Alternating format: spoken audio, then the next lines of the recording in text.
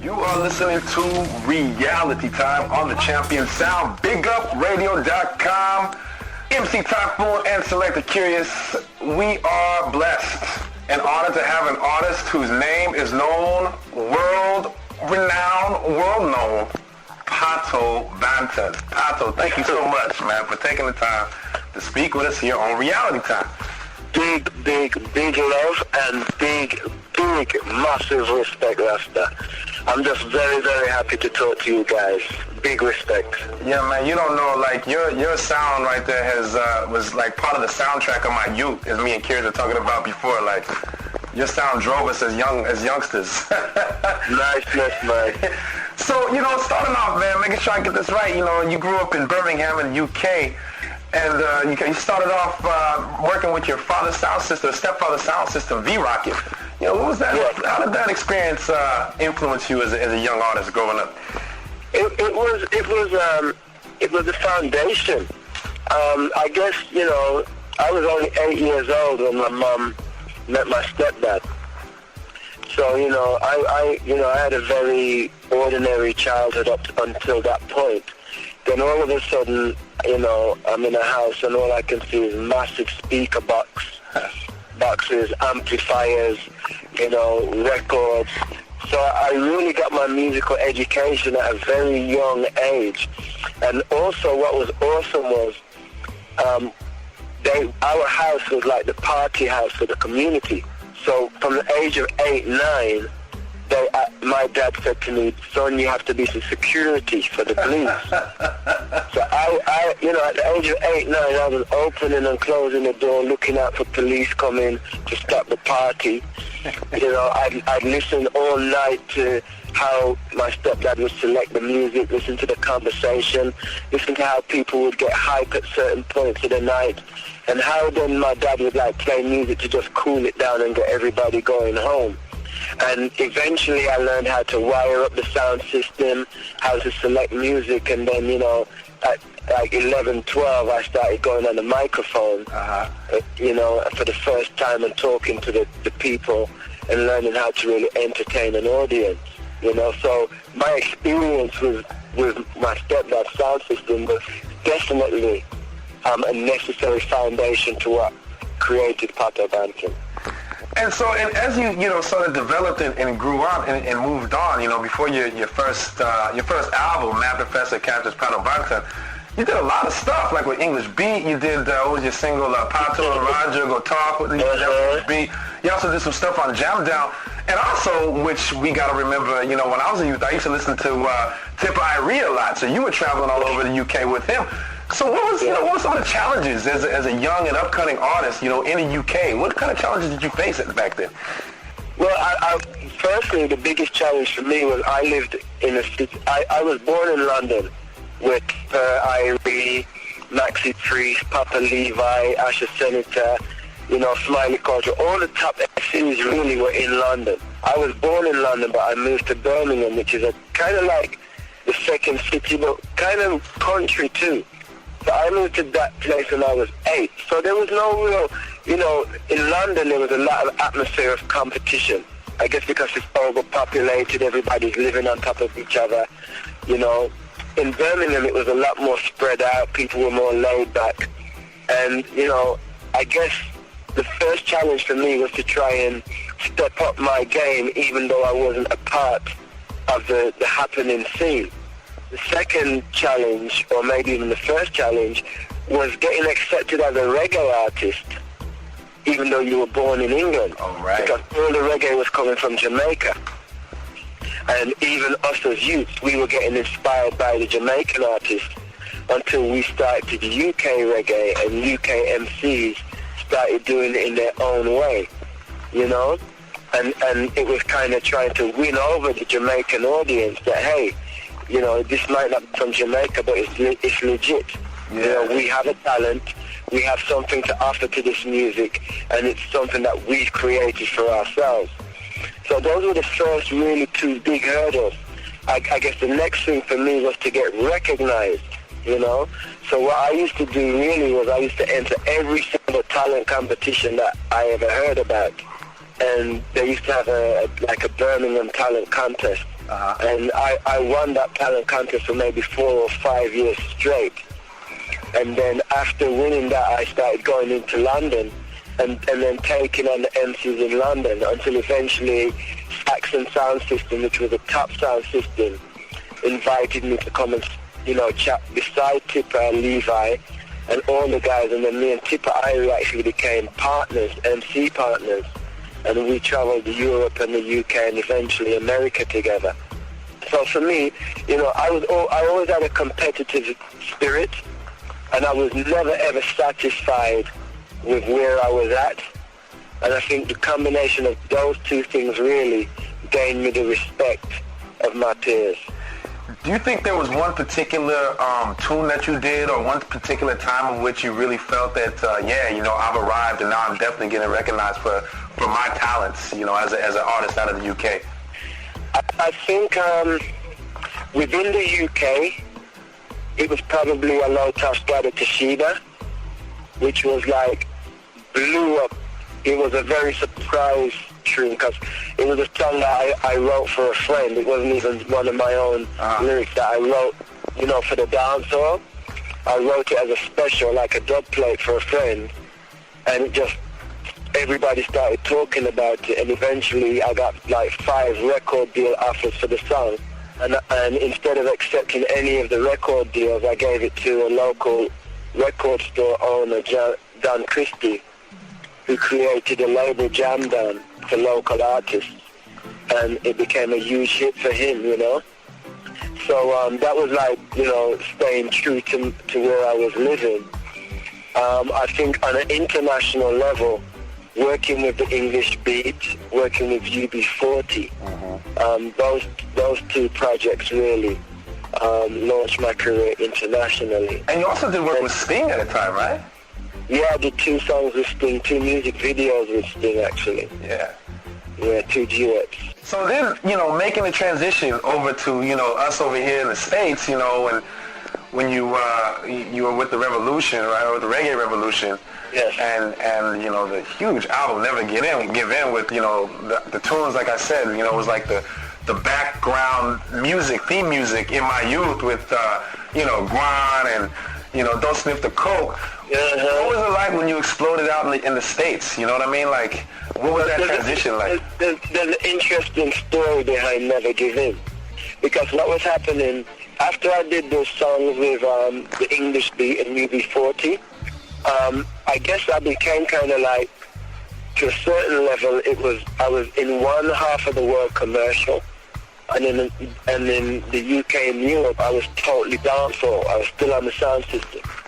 And I think the record labels in the UK thought, hold on, this guy has got, crossover capabilities.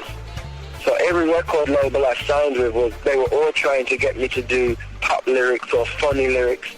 And I was like, hey guys, I've got a message here, I've got some serious things, and nobody was into it. So I decided to take my own money, go into the recording studio, form the Reggae Revolution, and record the album with my own money. I then took it to Greensleeves Records and says, I've recorded an album called Never Give In, and I would really like you to release it. And Chris Cracknell, the head of Greensleeves Records, took the CD and threw it on the floor and said, nobody doesn't want to hear this kind of music. Wow. Then I came to America. There was IRS, EMI had a subsidiary label, IRS, who had been looking for me for like nearly 12 months, but they were getting blocked from contacting me. So by the time I got to them, they had spent their budget. So I just gave them the album, I think they gave me $1,000 for the album, which was really just covered my flight and my expenses. And as soon as they released the album, it went gold, Yeah, man, wow. And Greensleeves, the same guy at Greensleeves, actually went to IRS Records and licensed the album from them and released it in Europe. And the album was very true to what I was going through. Life was a struggle. There was a lot of things going on in the world, that I didn't check for, that I had a lot of things to talk about. you know, and the album was felt by the masses. And, you know, in about 2 weeks' time, I think Cornerstone Ross on October the 9th are actually re-releasing Never Give In as a 20th year anniversary release. What's the date on that again? October the 9th. Okay. You know, so Never Give In, yeah, it was awesome, you know. There I was in the UK in the winter weather, you know, making summer music. and it blew up in America, you know, took off in South America. And that was really what really launched me as an artist worldwide, you know. Definitely, Pato. And, you know, and then from that success, you know, it seems that, you know, the albums that you did, it seems that once you started to gain that notoriety, you know, like, you know, Stay Positive, you know. Visions of the World. Yeah, you definitely, like, your message was, exactly, your message was really starting to come out, and I think that, and that's kind of a testament to you being able to get that sound and staying true to it. Yeah, well, when I was writing the Never Give In album, I actually went into a prayer and meditation session, and I actually wrote the titles of my first 7 albums before Never Give In was finished. All the titles were written after some prayer and meditation. And my whole life, every time I come to a crossroads and have to make a decision in my life, I go to a quiet place and I talk to the Creator. And whatever I feel is the inspiration and the guidance. Whether I understand it or not, I just follow it with all my heart and soul. Definitely. You know, and that is the story of my life, really. Definitely. Folks, we are on the line with Pato Banton on Reality Time. Pato, I want to real quick kind of switch gears here, because with your, you know, your huge musical career and all of the, you know, the influences that you've, you know, the people that you've touched, you've also kind of took a break and you sort of went in another direction, a direction which is really true to my heart, because in my other life, you know, I work with the youth as a social worker as well. Can you tell the people a little bit about, you know, the other workings that you've been doing, which is incredible? Well, what happened to me was after I released Life is a Miracle, it got a Grammy nomination. Peter Gabriel has an organization called Walmart who took me on a world tour, and they asked me if I would do workshops with the youth in different cities. So I went to Sicily. I did workshops with kids in prison in Sicily. I went to Singapore, Malaysia, Soweto, South Africa, did workshops in the townships of Soweto, did workshops in Australia with the Aborigines. And when I got to America, I got the news that 2 of my sons had got shot in a drive-by shooting in the UK, and they were only like 10 and 11. Oh, my God. At a children's party. Oh. They walked outside the party and got hit with a shotgun. And thank God they survived. But it made me reflect on my life. And I've been praying, and something kept telling me, you need to go into education. And because, you know, I never really spent much time in school. I grew up on a sound system. I always thought that maybe, you know, this inspiration was for me to go and get my own education. After my boys got shot, I told the band that in 6 months' time, which was 1999, I told them that at the end of 99 and the year 2000, January the 1st, I was going to quit my career and go and do something in my community. And the first thing I did was set up a community recording studio. I moved my own studio and my rehearsal studio next door to a community center, and invited the kids over so that they could get experience in how to dance, DJ, make music on computers. And this is open to all the kids in the community. Just open to all the kids in my local community. Yeah.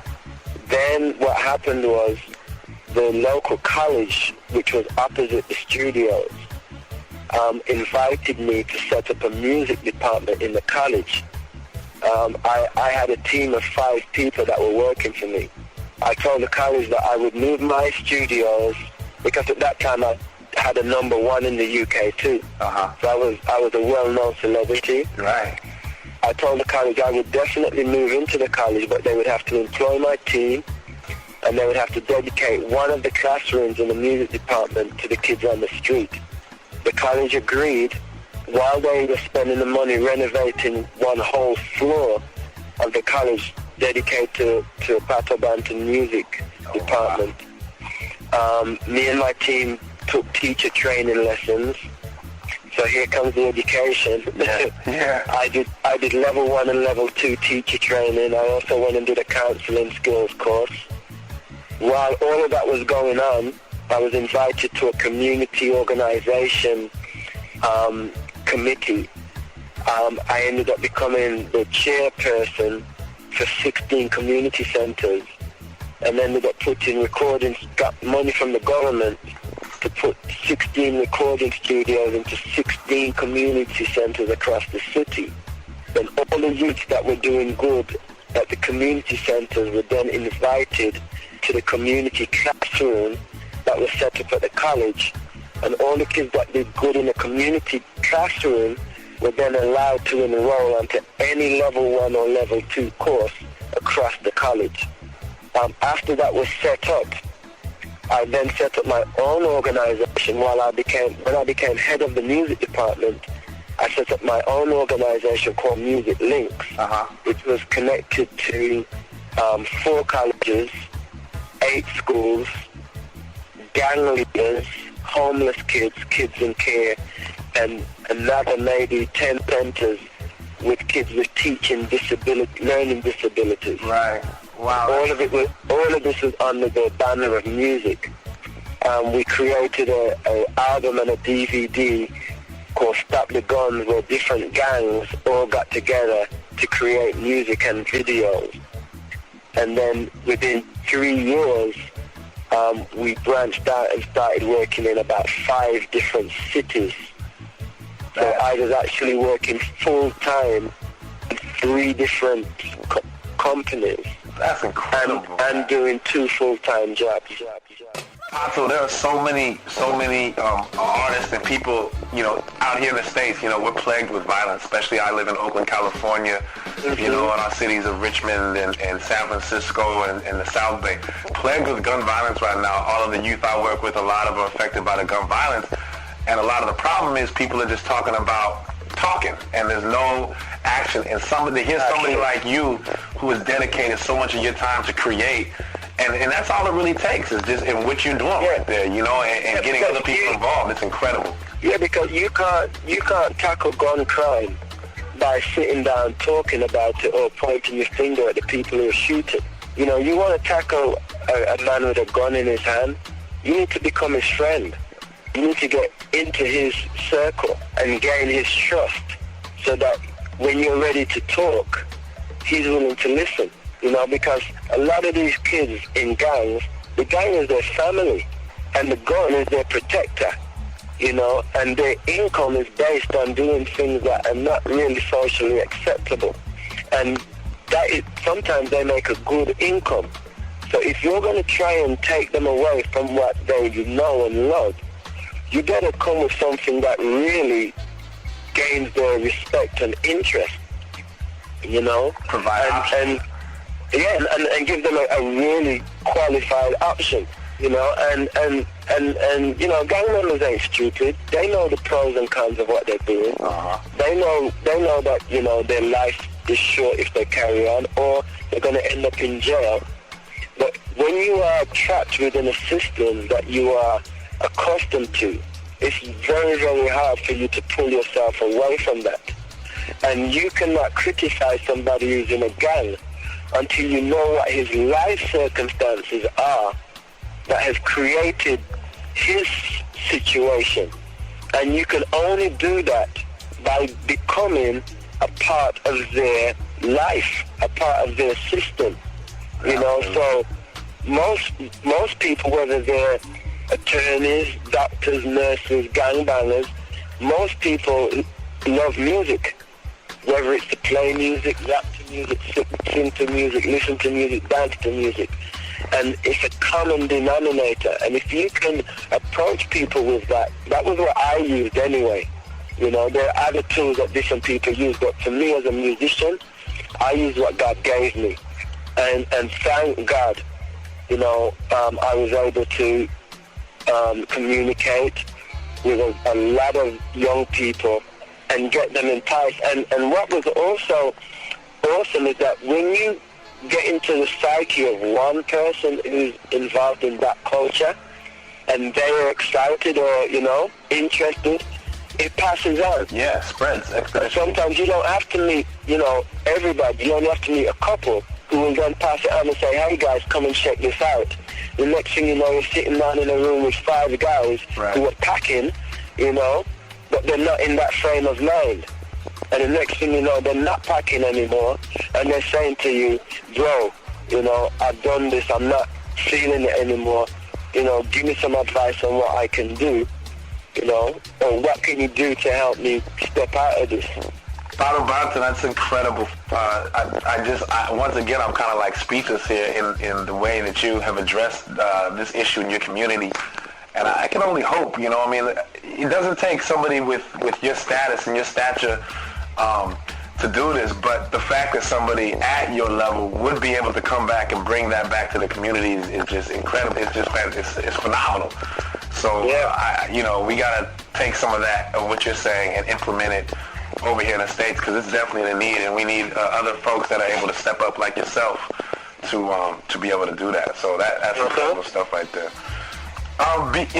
Before we let you go, Pato, I want to talk a little bit about what you are doing as far as music in the right now. I hear the story around the campfires, possibly that you may be, you know, touring some more. Is that happening too, or? What really happened in the UK, the projects that we were doing, and I have to say we, because even though a lot of the time I say I and me, I had a great team around me, you know, great men and women who made all of it happen, you know, and business people, educational people, all chipped in to make it work. I think after the project became very successful, the government started putting more money into projects of that type. And what started happening was different people started coming from nowhere, really, and competing with the project that I had in place, which for me was a great thing, because the more the merrier. So what I started to do was I started to delegate my responsibilities down and free myself up. I went into another prayer and meditation mode, and, you know, what came through to me was, okay, you fulfilled what you can do here and now. Now it's time for you to take your works back to the world. And what I have basically decided to do since 2006 is to go on a 10-year mission. Music, I guess, is my tool, but it is not my priority. My priority is to reach people. So I use music and my name as Pato Banton to get me around the world. And I play music. I play positive music. After a lot of my shows now, we have prayer circles. I do outreach work. I go to different groups and do seminars. I also go to schools and universities now and do lectures.